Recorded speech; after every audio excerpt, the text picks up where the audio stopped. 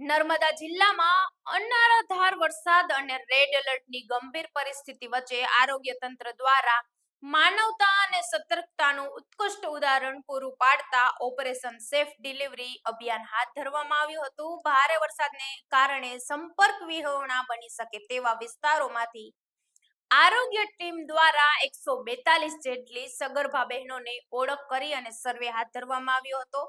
આ આગોતરા આયોજનના ભાગરૂપે ગત 72 કલાક દરમિયાન 101 સગર્ભા મહિલાઓને સુરક્ષિત રીતે નજીકના આરોગ્ય કેન્દ્રમાં શિફ્ટ કરવામાં આવી હતી.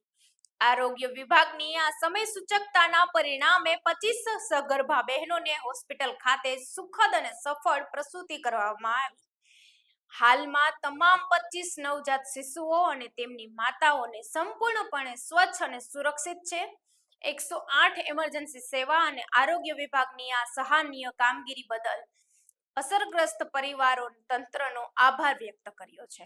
ગુજરાત રાજ્ય અને નર્મદામાં જે હેવી રેનનું ફોરકાસ્ટિંગ હતું એ મુજબ આપણે માનનીય કલેક્ટર સાહેબની સૂચનાથી એક્સપેક્ટેડ ડેટ ઓફ ડિલિવરી જે બહેનોની 15મી ઓગસ્ટ સુધીમાં જે ડિલિવરી આવતી હતી એમાં 142 બહેનો હતી અને એ પૈકી તમામ આપણા આરોગ્ય સ્ટાફ, મેડિકલ ઓફિસરશ્રી અને 108ની ટીમ દ્વારા આ બહેનોને આપણે જે તે ફેસિલિટી જેમ કે GMERS medical college, SDH Dediapada, Gadheshwar CSC Sagbara Chikda અને તિલકવાડા અને તેમજ અમુક PSC ખાતે આપણે શિફ્ટ કરી હતી. આ બહેનોને 101 બહેનો હતી જેની ગઈકાલ અને આજ સુધીમાં આપણે શિફ્ટ કરી છે. તે પૈકી 25 બહેનોની ગઈકાલે અને આજે ડિલિવરી થઈ ગઈ છે.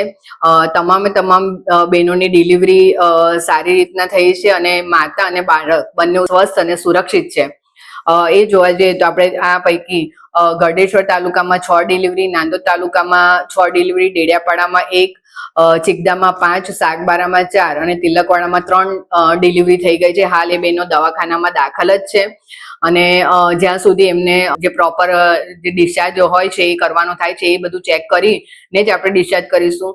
નમસ્તે, આજે છે મારા મોટા બેન છે અને એમની આ અઠવાડિયામાં ડિલિવરીની ડેટ આવતી હતી અને ભારે વરસાદ અને પૂરના કારણે આરોગ્ય કેન્દ્રની ટીમ અમારા ઘરે આવી અને અમને સમજાવ્યા અને પછી અમે આ ગરુડેશ્વર હોસ્પિટલમાં એડમિટ થયા અને એમની ખૂબ સારી રીતે ડિલિવરી થઈ ગઈ છે અને બાળક અને માની બંનેની તબિયત ખૂબ સારી છે અને એ બદલ અમે આરોગ્ય કેન્દ્રનો ખૂબ આભાર માનીએ છીએ.